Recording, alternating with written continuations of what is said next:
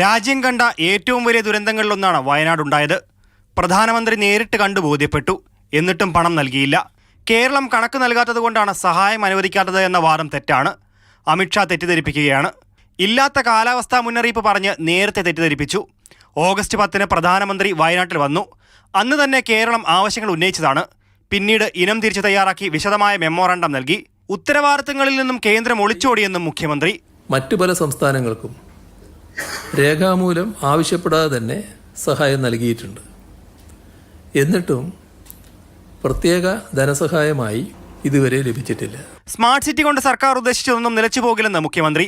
പലതരത്തിലുള്ള ഊഹാപോഹങ്ങളും പ്രചരിക്കുന്ന അവസ്ഥയുണ്ട്. സ്മാർട്ട് സിറ്റി പദ്ധതിയിൽ നിന്ന് ഒഴിവാക്കിയ ടീകോമിന് നൽകുന്നത് നഷ്ടപരിഹാരമല്ലെന്ന് മുഖ്യമന്ത്രി പിണറായി വിജയൻ. ടീകോമിന്റെ 84% ഓഹരി കണക്കാക്കി പണം തിരികെ നൽകുകയാണ്.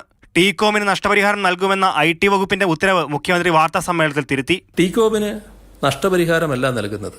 സ്മാർട്ട് സിറ്റിയിൽ ടീകോം നടത്തിയ നിക്ഷേപത്തിന് സ്വതന്ത്ര വിലയിരുത്തൽ പ്രകാരം മൂല്യനിർണ്ണയം നടത്തുകയും മടക്കി നൽകാൻ കഴിയുന്നത് സംബന്ധിച്ച ചർച്ചകൾ വഴി തീരുമാനമെടുക്കുകയും ചെയ്യും. വിഴിഞ്ഞം തുറമുഖ പദ്ധതി ലാഭകരമാകുന്നതുവരെ കേന്ദ്ര സംസ്ഥാന സർക്കാരുകൾ സംയുക്തമായി നൽകേണ്ട വയബിലിറ്റി ഗ്യാപ് ഫണ്ട് അഥവാ VGF തിരിച്ചടയ്ക്കണമെന്ന കേന്ദ്ര ധനമന്ത്രി നിർമ്മലാ സീതാരാമന്റെ സമീപനത്തിനെതിരെ രൂക്ഷ വിമർശനവും മുഖ്യമന്ത്രി ഉയർത്തി.